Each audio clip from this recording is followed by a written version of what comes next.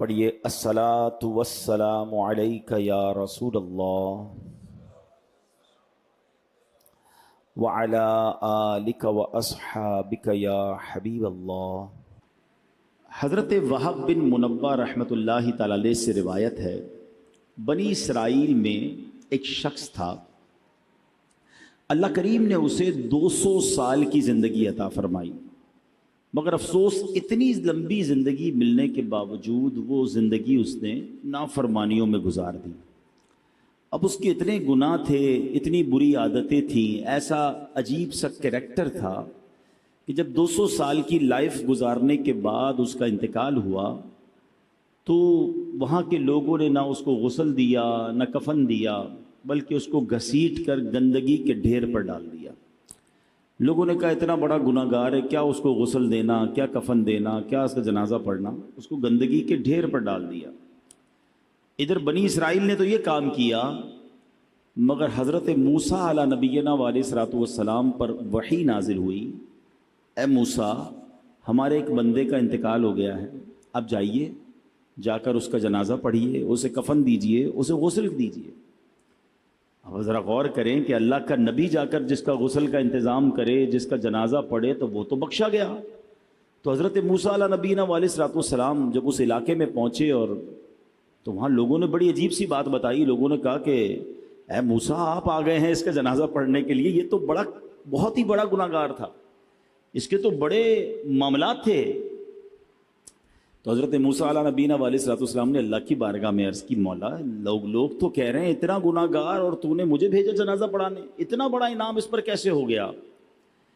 تو کیا ارشاد ہوا کہ اے موسیٰ علیہ السلام، بنی اسرائیل والے سچ کہتے ہیں، واقعی بڑا گناہ گار بندہ ہے یہ، مگر معاملہ یہ ہے کہ جب یہ انہو کان کلما نشر التوراۃ، جب بھی یہ بندہ تورات شریف کھولتا تھا، وَنَظَرَ إِلَىٰ اسْمِ مُحَمَّدٍ صلی اللہ علیہ وسلم، تورات شریف میں جب میرے نبی علیہ السلام محمد مصطفیٰ کا نام پاک دیکھتا تھا تو قبلہ وضعہ علی عینیہ وصلی علیہ، اے موسیٰ وہ میرے محبوب کے نام کو ادب سے چومتا تھا، آنکھوں پر لگاتا تھا اور درود پاک کے نذرانے بھیجا کرتا تھا۔ اے ہائے ہائے، اے موسیٰ ہمیں اس کی ادا بڑی پسند آئی، بس اسی نیک عمل کی وجہ سے میں نے اس کے سارے گناہ بخش دیے، اور وَزَوَّجْتُهُ 70 حورا، میں نے اس کا نکاح 70 حوروں کے ساتھ کر دیا۔ اعمال نہ دیکھے یہ دیکھا، محبوب کے کوچے کا ہے گدا، اعمال نہ دیکھے یہ دیکھا، محبوب کے کوچے کا ہے گدا، مولا نے مجھے یوں بخش دیا، سبحان اللہ سبحان اللہ۔ پیارے اسلامی بھائیوں، یہ ہے نام پاک مصطفیٰ، یہ ہے ادب مصطفیٰ، یہ ہے تعظیم مصطفیٰ صلی اللہ تعالیٰ علیہ وسلم۔ کتنا پسند ہے رب عز و جل کو کہ میرے حبیب کی نام کی تعظیم کی جائے، عزت کیا جائے۔ نصیب والوں کو نصیب ہوتا ہے، آج بھی نصیب والے ہیں کہ جب نام پاک مصطفیٰ سنتے ہیں تو چوم لیتے ہیں، جب بھی محمد صلی اللہ علیہ وسلم کا نام سنتے ہیں تو انگوٹھوں کو چومتے ہیں۔ اچھا دیکھیں رب نے نام بھی کیسا عطا فرمایا ہے، انگوٹھے تو بعد میں چومیں گے، پہلے ہونٹ ہی ایک دوسرے کو چوم لیتے ہیں۔ کہیے محمد صلی اللہ علیہ وسلم، ہونٹ چوم رہے ہیں نا ایک دوسرے کو، ہونٹ ہی ایک دوسرے کو چوم رہے ہیں، ایسا رب نے نام عطا فرمایا۔ اور سبحان اللہ 200 سال کے گناہ معاف ہو گئے، آنکھوں سے لگاتا تھا، چومتا تھا، درود پڑھتا تھا۔ تو درود پڑھنے کی عادت ڈالیں، نبی پاک کے نام کی تعظیم دل میں پیدا کریں، انشاءاللہ وارے نیارے ہو جائیں گے۔ اور ایک اور بات سیکھنے کو ملی کہ اللہ نے اپنے حبیب کی شان کیسی بلند کی ہے۔ ابھی دنیا میں میرے آقا تشریف نہیں لائے ہیں، حضرت موسیٰ کا دور تو بہت پرانا دور ہے نا، thousands years ago، ہزاروں سال پہلے جناب رسول اللہ صلی اللہ علیہ وسلم کی آمد سے پہلے ان کا چرچا بلند ہو رہا ہے، ان کا نام چوما جا رہا ہے، ان پر درود پڑھا جا رہا ہے، ان کا ادب کیا جا رہا ہے۔ پچھلی ساری آسمانی کتابوں میں نبی پاک کا ذکر موجود، انبیاء آئے نبی پاک کی باتیں بتاتے تھے کہ ایک نبی ہیں جو آنے والے ہیں، آخری نبی کا ذکر ہوا کرتا تھا۔ اللہ اکبر، وہ شاعر لکھتے نا، ایک میں ہی نہیں ان پر قربان زمانہ ہے، ایک میں ہی نہیں ان پر، قربان زمانہ ہے جو رب دو عالم کا محبوب یگانہ ہے۔ آقا کا چرچا سبحان اللہ جب سے کائنات بنی ہے، جب سے، بلکہ رب عز و جل نے اس سے پہلے ہی نبی پاک علیہ الصلوۃ والسلام کے نور کو اپنے نور سے جب تخلیق کیا، سبحان اللہ کیا شان ہے میرے آقا علیہ الصلوۃ والسلام کی، تو پھر کیوں نہ ان سے محبت کی جائے، کیوں نہ ان پر درود پاک پڑھتے رہے۔ آئیے مل کر محبت کے ساتھ درود پاک پڑھ لیں۔ صلو علی الحبیب صلی اللہ تعالی علی محمد صلی اللہ علیہ وسلم۔ یہ انگوٹھے چومنے میں بھی کچھ لوگ کنفیوز ہوتے ہیں، یا تو کنفیوز ہوتے ہیں یا کنفیوز کیے جاتے ہیں۔ ان چیزوں میں کنفیوز نہ ہوا کرو۔ ہاں ٹھیک ہے، میں چلیں ایک آپ کو روایت بھی سنا دوں۔ مقاصد الحسنہ میں ہے، ایک مرتبہ اذان ہو رہی تھی، جب مؤذن نے اذان میں کہا اشہد ان محمد رسول اللہ صلی اللہ تعالیٰ علیہ وسلم، تو عاشق اکبر، سب سے بڑے عاشق نبی پاک علیہ الصلوۃ والسلام کے حضرت ابو بکر صدیق رضی اللہ تعالیٰ عنہ نے جیسے مؤذن نے کہا ویسے ہی ان الفاظ کو ریپیٹ کیا، دہرایا، اور پھر اپنے دونوں انگوٹھے چوم کر اپنی آنکھوں سے لگائے۔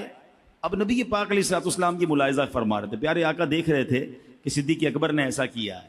نبی پاک نے منع نہیں کیا، روکا نہیں کہ اے ابو بکر یہ کیا کر رہے ہو، بلکہ سنو کیا فرمایا، فرماتے من فعل مثل ما فعل خلیلی فقد حلت علیہ شفاعتی، یعنی میرے پیارے دوست نے ابھی جیسے کیا ہے ایسے اگر کوئی بندہ کرے گا تو میری شفاعت اس کے لیے حلال ہو گئی۔ ہاں یہ نصیب والوں کا حصہ ہے۔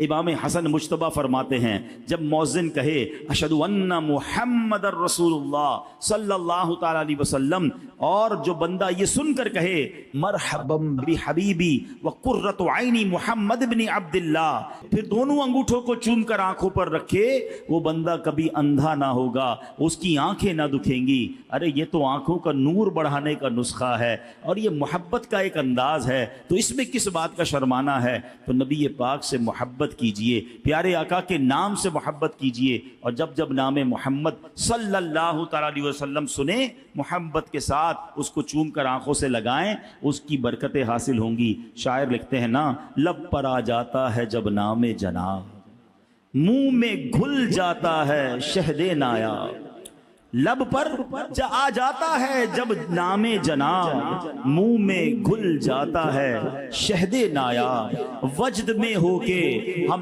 اے جاں بیتاب اپنے لب چوم لیا کرتے ہیں۔ لب خود ہی چوم لیتے ہیں نا ایک دوسرے کو، محمد جب کہتے ہیں تو سبحان اللہ لب ایک دوسرے کو چوم لیا کرتے ہیں۔ اللہ نبی پاک کے نام کی تعظیم ہم سب کو نصیب فرمائے۔ ایک بار پھر درود پاک پڑھ لیں، صلو علی الحبیب صلی اللہ تعالی علی محمد صلی اللہ علیہ وسلم۔ انشاءاللہ نبی پاک کا ذکر خیر سنیں گے، پیارے آقا کے مبارک نام ہی کے کچھ اوصاف آج سنیں گے، اور نبی پاک کی شان تو ایسی ہے جس بھی طرف نظر دوڑائیں اللہ نے اپنے نبی کو ایسا با کمال بنایا ہے، ایسا شاندار بنایا ہے۔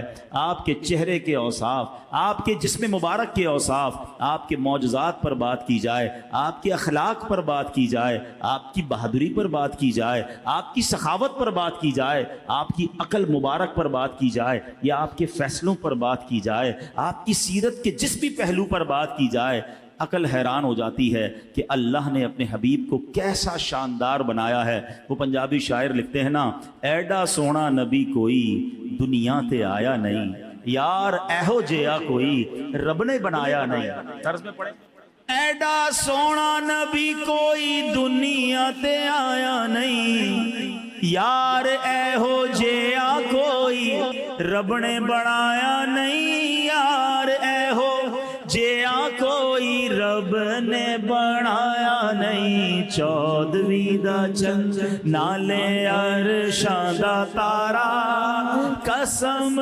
خدا دی مینوں سب نالوں پیارا۔ ایسا کمال کے بنایا اللہ نے اپنے نبی کو، سبحان اللہ۔ شاعر مشرق بھی لکھتے ہیں نا، لوح بھی تو قلم بھی تو تیرا وجود الکتاب، گنبد آبگین رنگ تیرے محیط میں حباب، عالم آب و خاک میں تیرے ظہور سے فروغ، ذرہ ریگ کو دیا تو نے طلوع آفتاب۔ ذرا اس مصرے کو سمجھیے گا، ذرہ ریگ کو دیا. ذرہ ریگ یعنی ریگستان کا ایک ذرہ ہے. اتنی ساری ریت ہوتی ہے ریگستان میں, مگر اس ذرہ ریگ کو اگر نبی پاک سے نسبت ہو جائے تو وہ طلوع آفتاب بن جاتا ہے.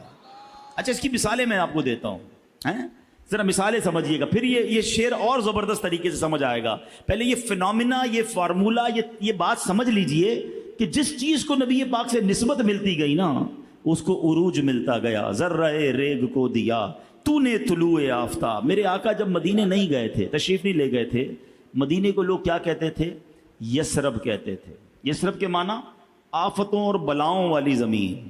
اور نبی پاک کے قدم لگے ہیں تو کیا ہو گیا؟ وہ مدینہ منورہ بن گیا. اس کی ہوا میں شفا, اس کے غبار میں شفا. شاعر کہتے ہیں نا, جب سے لگے ہیں قدم رسالت مآب کے, جب سے لگے ہیں قدم رسالت مآب کے, جنت بنا ہوا ہے مدینہ حضور کا. مدینے کے مقدر جاگ گئے, بھاگ جاگ گئے. کیوں؟ ذرہ ریگ کو دیا تو نے طلوع آفتاب. ایک ایسی شخصیت ہے جو نبی پاک کی جان لینے کے لیے تلوار لے کر پیارے آقا کو تلاش کر رہی ہے. معاذ اللہ نبی پاک پر اٹیک کرنا ہے, مگر جب جلوہ جانا دیکھا, ایمان قبول کیا, اس شخصیت کو پھر نبی پاک نے کیا بنا دیا؟ وہ عمر فاروق بن گئے. آقا فرماتے میرے بعد کوئی نبی ہوتا تو عمر ہوتا. ذرہ ریگ کو دیا تو نے طلوع آفتاب. آؤ نبی پاک کے بچپن میں چلتے ہیں. ابھی بچپن کا لمحات ہے, بالکل 2-3 سال کی, جو 1-2 سال کی عمر ہوتی ہے, ولادت کے بعد کی عمر ہوتی ہے, دودھ پینے کی عمر ہے. مکے میں بہت ساری دائیاں آئی ہوں گی, بہت سارے بچوں کو وہ دائیاں لے کر گئی. کتابوں میں ذکر ملتا ہے قبیلہ بنو سعد سے بہت ساری دودھ پلانے والی آئیں اور بہت سارے بچوں کو لے گئی. آپ سے پوچھتا ہوں, سوائے ایک دائی کے کسی اور دائی کا نام یاد ہے؟ کسی اور کو پتا ہے کہ ان کے نام کیا تھے؟ کسی کا نام نہیں پتا. مگر ایک دائی کہتی ہیں ایک بچہ رہ گیا, کوئی دائی لے کر نہ گئی. کیوں نہ گئی؟ کیونکہ اس کے والد دنیا میں نہیں تھے. سوچا اگر اس بچے کو لے جائیں گے, دودھ پلائیں گے, اتنے پیسے نہیں ملیں گے کیونکہ والد دنیا میں نہیں ہیں. مگر اس دائی کے بھاگ جاگنے تھے, اس دائی کی قسمت جاگنی تھی. اس دائی نے اس بچے کو کیا لیا؟ آج 1450 سال گزر گئے, کون سی محفل ہے, کون سی سیرت کی کتاب ہے جہاں دائی حلیمہ کا ذکر نہیں ہے؟ ایسا کیوں ہوا؟ ذرہ ریگ کو دیا تو نے طلوع آفتاب. ان کے تو ایسے مقدر جاگے کہ دائی حلیمہ کیا کہتی ہیں؟ یہ کہتی تھی گھر گھر میں جا کر حلیمہ, یہ کہتی تھی گھر گھر میں جا کر حلیمہ, میرے گھر میں خیر الورا گئے ہیں, بڑے اوج پر ہے میرا اب مقدر, بڑے اوج پر ہے میرا اب مقدر, میرے گھر میں نور خدا گئے. کیسا اوج پر مقدر ہوا؟ بی بی حلیمہ کہتی جب مکے آ رہی تھی میری جو اونٹنی اور خچر ہے سب سے پیچھے, کمزور. قافلے والے کہتے حلیمہ تمہاری وجہ سے قافلہ لیٹ ہو جاتا ہے, ہمیں رکنا پڑتا ہے. مگر کہتی جب واپس جانے لگی تو وہی سواری سب سے آگے ہے. لوگ کہتے حلیمہ جانور بدل لیا, نیا جانور لیا. کہتی جانور نہیں بدلا, بڑے اوج پر ہے میرا اب مقدر, میرے گھر حبیب خدا گئے. اپنے گاؤں میں پہنچتی ہے بی بی حلیمہ. اس زمانے میں چراغ جلائے جاتے تھے, ابھی تو لائٹیں ہیں نا, چراغ, اور لوگ جتنی دیر جاگتے تھے چراغ جلاتے تھے پھر بجھا دیتے تھے, ضرورت نہیں تھی, تیل ڈالنا پڑتا تھا. سوتے تھے تو اندھیرا ہو جاتا تھا. گاؤں والوں نے نوٹس کرنا شروع کیا, سارے گاؤں میں اندھیرا مگر ساری رات حلیمہ کا گھر جگمگاتا ہے, ساری رات اس کے گھر سے روشنی آتی ہے. صبح گاؤں والوں نے پوچھا حلیمہ بڑے پیسے آ گئے, ساری رات چراغ جلاتی ہو. کہتی نہیں ساری رات چراغ نہیں جلاتی، جو منا لے کر آئی ہوں، جو بچہ لے کر آئی ہوں، اس کے چہرے سے نور ہی اتنا نکلتا ہے کہ ساری رات ہی گھر جگمگاتا ہے۔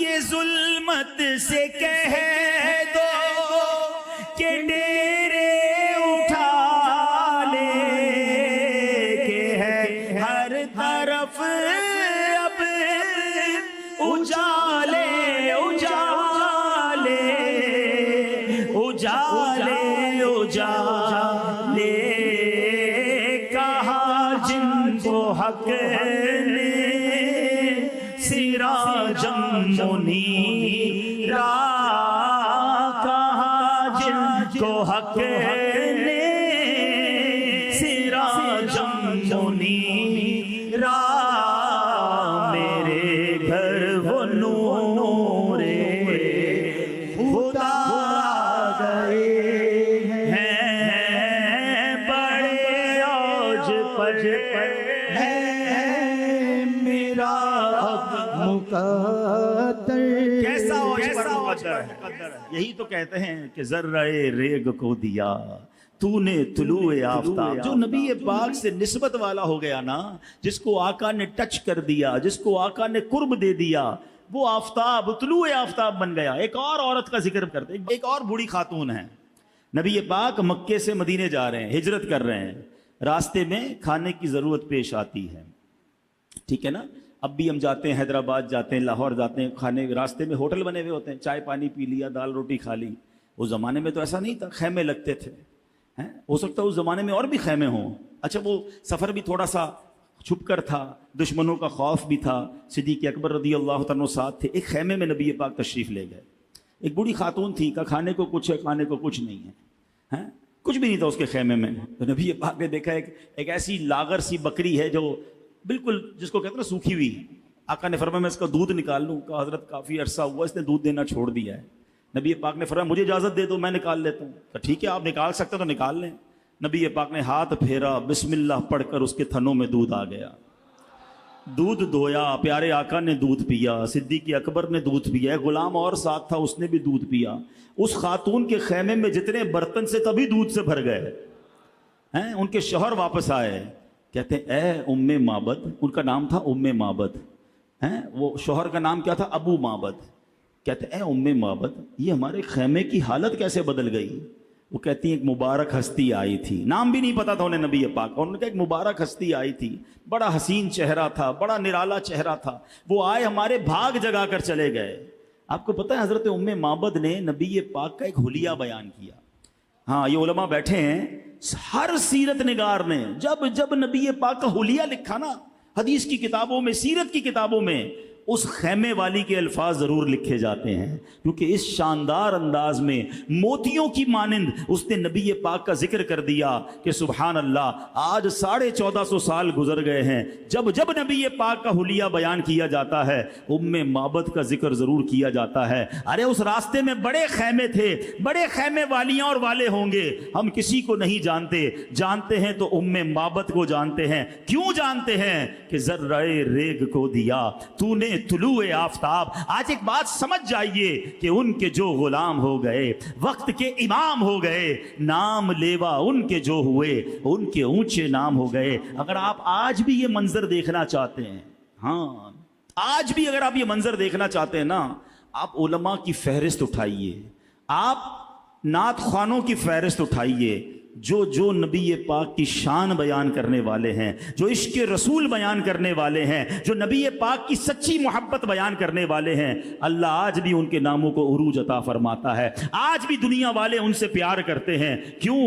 ان کے جو غلام ہو گئے، وقت کے امام ہو گئے، نام لیوا ان کے جو ہوئے، ان کے اونچے نام ہو گئے۔ تو بات یہ ہے کہ اگر اپنی عزت بنانی ہے تو نبی پاک کی عزت کی بات کرنا شروع کر دو، سرکار کے چرچے کو بلند کرنا شروع کر دو۔ میرا نام کرے گا روشن دو جگ میں نام تمہارا۔ کاش یہ بات ہمیں سمجھ آ جائے۔ اور سبحان اللہ، جب غور کیجئے کہ جس نبی علیہ الصلوۃ والسلام کے نام کی برکت اتنی ہے، ان کی ذات کا عالم کیا ہوگا۔ اب بات کر رہے ہیں ہم نام محمد کی، ٹھیک ہے؟ یاد رہے کہ نبی پاک علیہ الصلوۃ والسلام کی شانوں میں سے ایک شان یہ بھی ہے کہ مواہب اللدنیہ میں ہے کہ کہ نبی پاک علیہ الصلوۃ والسلام کے وہاں پر 800 نام لکھے ہوئے ہیں. ٹھیک ہے, اعلیٰ حضرت نے جب تحقیق کی, ریسرچ کی, تو آپ فرماتے مجھے 1400 نام ملے ہیں. مزید فرماتے یہ میرے علم میں آ گئے ہیں, ورنہ نبی پاک علیہ الصلوۃ والسلام کے ناموں کی گنتی ممکن نہیں ہے.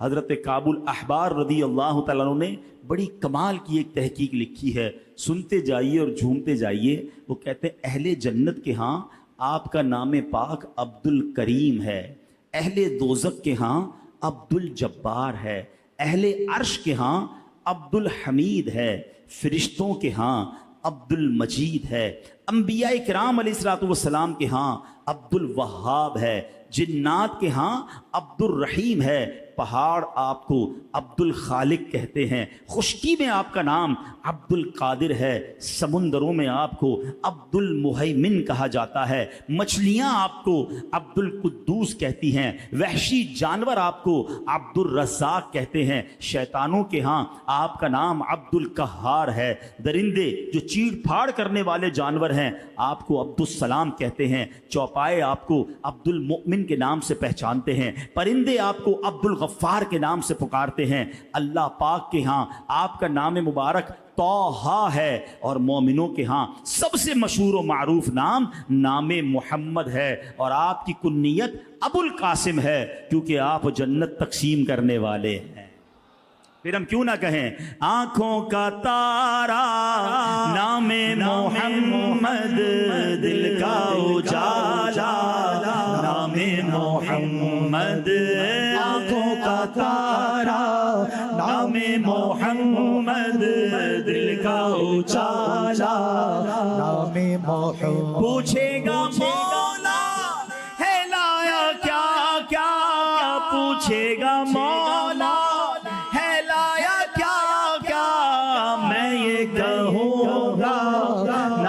محمد, دل کا اجالا نام محمد. ایسا نام ہے کہ اس نام کے شان میں, اس نام محمد پر قرآن پاک کی پوری ایک سورت موجود ہے, سورہ محمد. اور قرآن مجید فرقان حمید میں اس کے علاوہ نبی پاک کا نام محمد صلی اللہ علیہ وسلم 4 جگہ آیا.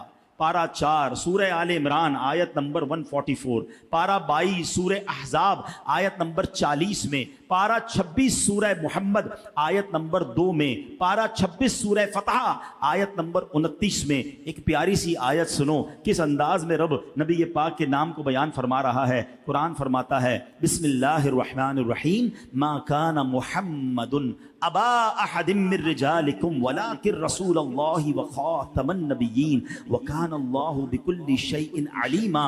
ترجمہ کنز العرفان, محمد تمہارے مردوں میں کسی کے باپ نہیں ہیں لیکن اللہ کے رسول ہیں اور سب نبیوں کے آخر میں تشریف لانے والے ہیں, اور اللہ سب کچھ جاننے والا ہے. یعنی قرآن سے یہ عقیدہ ثابت ہے کہ اللہ کے نبی یہ سب سے آخری نبی ہیں, یہ خاتم النبیین ہیں. رب نے انہیں قرآن میں فرمایا ہے سبحان اللہ. تو یاد رکھیے جس طرح اللہ کو ایک ماننا ضروری ہے, ہمارا ایمان مکمل نہیں ہوتا, اسی طرح جناب رسول اللہ صلی اللہ علیہ وسلم کو اللہ کا رسول اور آخری نبی ماننا ضروری ہے. خوبصورت نعرے امیر اہل سنت نے عطا فرمائے, خود بھی لگاتے رہا کریں, اپنے بچوں کو سکھائیں, اپنی نسلوں کو بتائیں کہ محمد مصطفیٰ سب سے آخری نبی, احمد مجتبی سب سے آخری نبی, آمنہ کا لاڈلا سب سے آخری نبی, شاہ ہر دو سرا سب سے آخری نبی, تاجدار انبیاء سب سے آخری نبی, ہیں حبیب کبریا سب سے آخری نبی, عقیدہ سب صحابہ کا سب سے آخری نبی, عقیدہ اہل بیت کا سب سے آخری نبی. اچھا سبحان اللہ. اب ایک اور خوبصورت بات سن لو کہ نام محمد میں بھی عقیدہ ختم نبوت بیان ہوا ہے.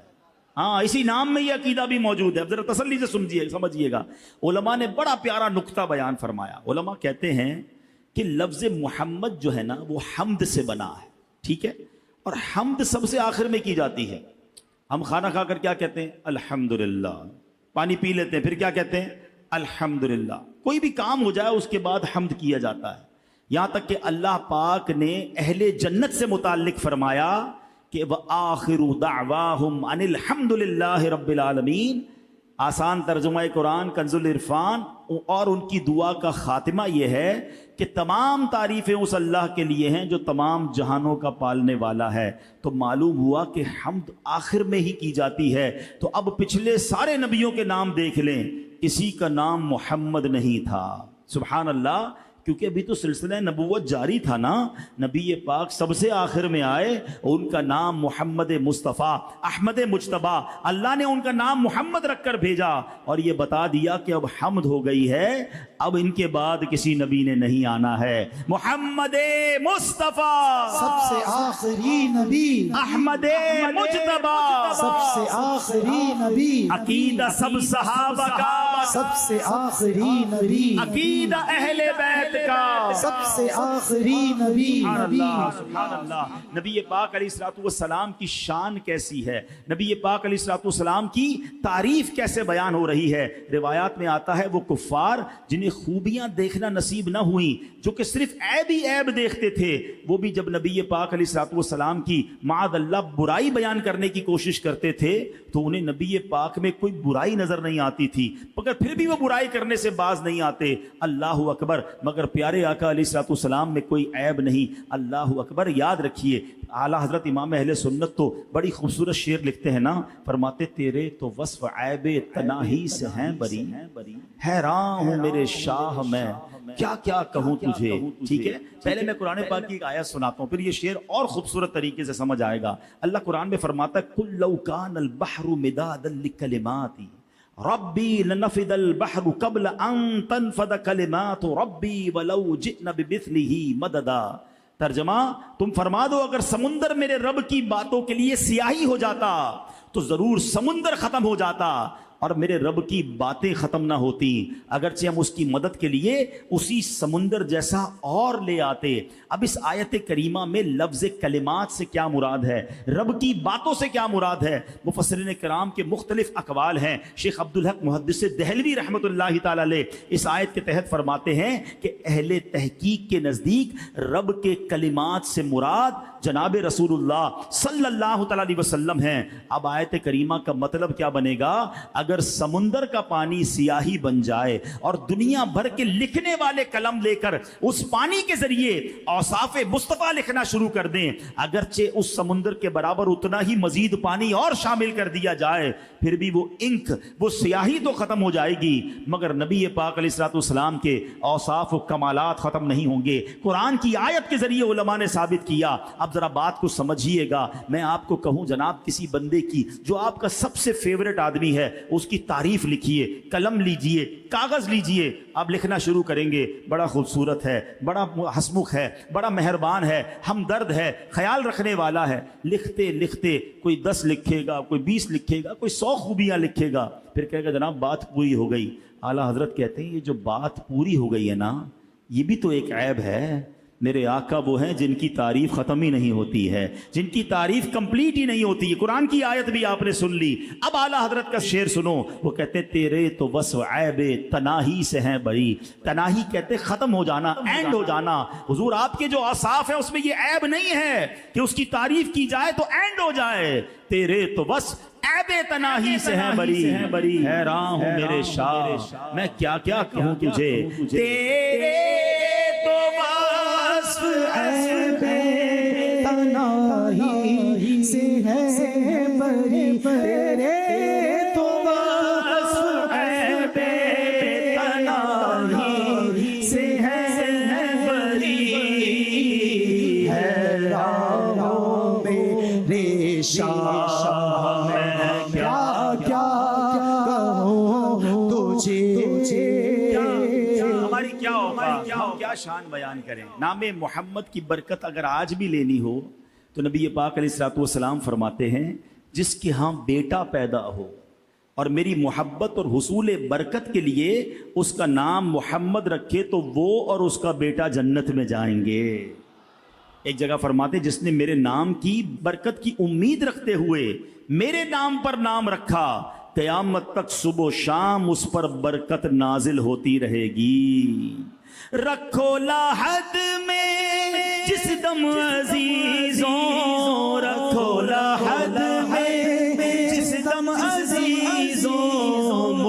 سنانا نام محمد مجھ کو سنانا نام محمد پڑھتی درود دوڑیں گی حوریں پڑھتی درود دوڑیں گی حوریں لاشا جو لے گا نام محمد لاشا جو لے گا نام محمد. کیسا نام محمد ہے سبحان اللہ. امام عطا رحمت اللہ تعالی علیہ فرماتے ہیں جو بیٹوں کے تمنائی ہیں کہ جو چاہے کہ اس کی عورت کے حمل میں لڑکا ہو تو اسے چاہیے کہ اپنا ہاتھ عورت کے پیٹ پر رکھ کر کہے اگر یہ لڑکا ہوا تو میں نے اس کا نام محمد رکھا انشاءاللہ اس کے ہاں لڑکا پیدا ہوگا. کیا نام ہے میرے آقا علیہ الصلوۃ والسلام کا سبحان اللہ. اب یہاں ایک بات سمجھنی اعلیٰ حضرت کا بھی یہ طریقہ اور عاشق اعلیٰ حضرت امیر اہل سنت کا بھی یہ طریقہ ہے کہ جب کہ کسی کوئی ان سے نام پوچھتا ہے نا کہ حضرت بچے کا نام رکھ دیں تو نام محمد رکھتے ہیں مگر پکارنے کے لیے پھر کوئی اور نام رکھ لیں تاکہ نام کا ادب رہے. یہ بھی ضروری ہے. اگر گھر میں نام محمد رکھنا ہے تو پھر اس کا ادب بھی کرنا ہے تو نام محمد رکھ لیں. اب پکارنے کے لیے احمد رضا رکھ لیں, بلال رضا رکھ لیں, اور بھی بہت سارے نام صحابہ کے نام, اولیاء کے نام. نام محمد پکارنے کے لیے کچھ اور رکھیں کیونکہ مولا علی مشکل کشا سے مروی ہے کہ پیارے آقا علیہ الصلوۃ والسلام نے فرمایا جب تم بیٹے کا نام محمد رکھو تو اس کی عزت کرو اور مجلس میں اس کے لیے جگہ کشادہ کر دو اور اس کی نسبت برائی کی طرف نہ کرو. تو نام محمد ضرور رکھنا چاہیے مگر پھر پکارنے کے لیے کوئی اور نام رکھے انشاءاللہ اس بچے کے نام کی برکت سے آپ کو بھی برکتیں نصیب ہوں گی. تو اے میرے پیارے اسلامی بھائیوں یہ ہے میرے آقا علیہ الصلوۃ والسلام کے مبارک نام, یہ ہے تعظیم مصطفیٰ, یہ ہے محبت مصطفیٰ. اب ذرا سوچئے جس نبی کے نام کا یہ عالم ہے اس نام کی برکتوں کا یہ عالم ہے تو جس کے دل میں عشق مصطفیٰ ہو اس کو انشاءاللہ کیسی کیسی برکتیں ملیں گی. پتہ ہے نبی پاک سے محبت اگر پتھر کرے نا, ہاں پتھر محبت کرے تو وہ جنت میں چلا جاتا ہے نا عجیب بات.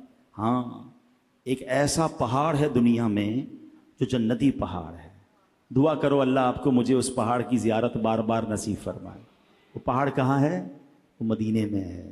ہائے ہائے, جب ہی نہیں کہتے جسے دیکھنی ہو جنت وہ مدینہ دیکھا ہے.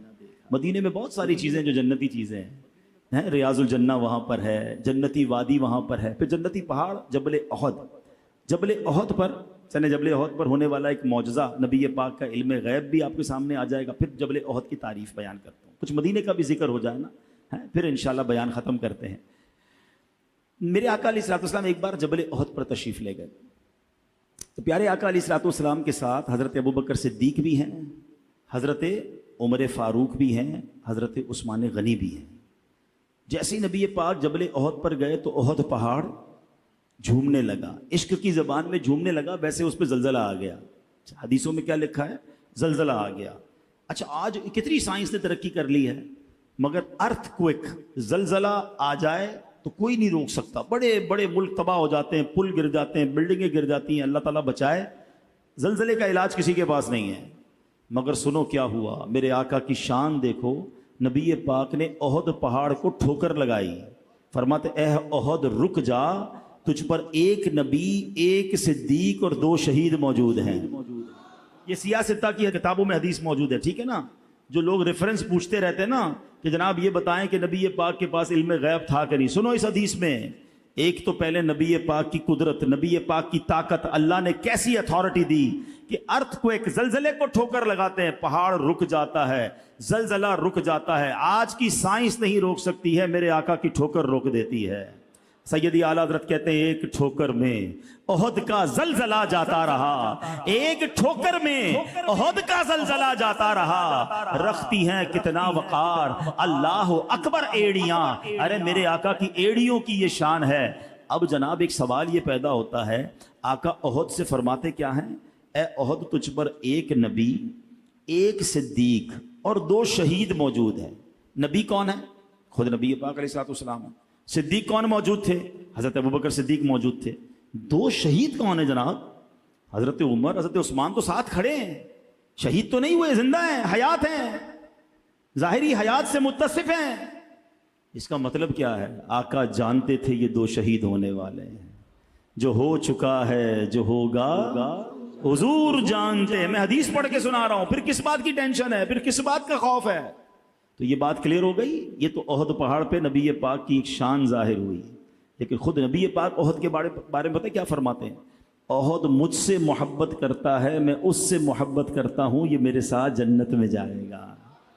उलमा ने बड़ी प्यारी डिबेट की है कि ओहद तो बेजान पहाड़ है, पहाड़ नबी पाक से मोहब्बत करे वो जन्नत में जाएगा, उम्मती मोहब्बत करे तो क्यों ना जन्नत में जाएगा। सच्ची मोहब्बत करनी है। ये जो बयानात होते हैं ना, इश्क रसूल बढ़ाने के लिए होते हैं। नबी पाक की शान हम क्यों सुनते हैं बार बार? ताकि और इश्क रसूल में इजाफा हो। मगर प्रॉब्लम आज के दौर में पता है क्या है? दावा सबका है, भाई मैं भी आशिक रसूल हूं, हर कोई कहता है मैं आशिक रसूल। हम आशिक रसूल हैं ये हम कहते हैं, मगर क्या शरीयत की नज़र में वाकई हम आशिक रसूल हैं?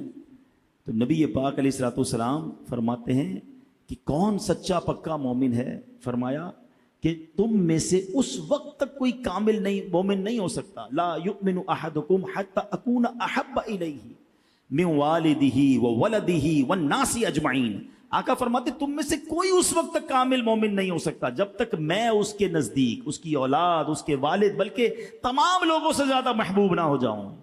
तो इश्क रसूल का दावा तो है, मगर रिक्वायर्ड क्या है, मतलूब क्या है? कि सबसे आला, सबसे ज्यादा हमारे लिए अगर कोई जात है, किसी का हुक्म है, किसी का ऑर्डर है, तो वो जनाब रसूलुल्लाह सल्लल्लाहु अलैहि वसल्लम है। मगर क्या वाकई ऐसा है?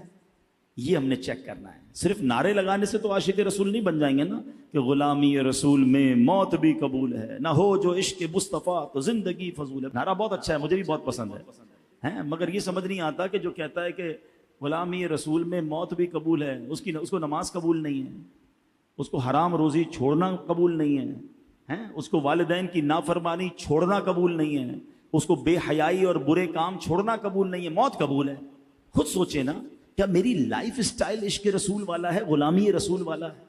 तो बुरी दोस्तियां छोड़ें, बुरे माहौल से दूर हो जाएं। दावत इस्लामी का माहौल है ना कि जहां अल्हम्दुलिल्लाह इश्क रसूल की बातें की जाती हैं, कितने लोग सुन्नतों पर अमल कर रहे हैं। ये है दावत इस्लामी। पकड़ पकड़ कर चाह रही है कि उम्मत को नेक बना दिया जाए, नमाजी बनाया जाए, जमात का पाबंद बनाया जाए, दुरूद पाक का। ये दावत इस्लामी वाले क्यों करते हैं? कभी आपने सोचा कि ये हमारी इस्लाह चाहते हैं, ये हमारी कब्र और आखिरत बेहतर चाहते हैं, इनके दोस्त बन जाओ, इनके साथी बन जाओ। आज लोग जुए की तरफ ले जाने वाले बन गए। दोस्तों के पास बैठो तो सुना है मोबाइल फोन पे गेमें आ गई हैं जो बता रहे हैं ये गेम खेलो तो इतने लाख बच जाएंगे, ये गेम खेलो इतने हजार। हराम जुए में लगाने वाले दोस्त, फिल्मों में ले जाने वाले, सिनेमा ले जाने वाले, पता नहीं किधर किधर ले जाने वाली गैदरिंगें बनी हुई हैं। और ये बेचारे दावत इस्लामी वाले पकड़ पकड़ कर कहते हैं काफिले में चलो, दर्स सुन लो, बयान सुन लो, अच्छा भाई नेक अमाल पर अमल कर लो, इनकी मेहरबानी है, हम फिर इनकी बात नहीं सुनते। ऐसा ना करें, वल्लाह ये अच्छे दोस्त हैं, ये हमें बचाना चाहते हैं, इस गुनाहों के दलदल से निकाल कर हमें इश्क रसूल की राह पर चलाना चाहते हैं। दावत इस्लामी का दस्तो बाजू बन जाएं, दावत इस्लामी के साथी बने, इज्तिमात में आते रहें। माशाअल्लाह हर जुमेरात इज्तिमा में आएँ, हफ्ते की रात मदनी मुज़ाकरे में शिरकत करें, मदनी चैनल देखें। इंशाअल्लाह अल्लाह वो दिन लाएगा कि इंशाअल्लाह हम भी बदलेंगे, हमारी आने वाली नस्लों पर भी इस पर फ़र्क पड़ेगा। अल्लाह पाक हम सब की हाज़िरी को कबूल फरमाए, हम सबको आज के इज्तिमा की बरकत अता फरमाए। आमीन बिजाहिन नबी अमीन सल्लल्लाहु अलैहि वसल्लम।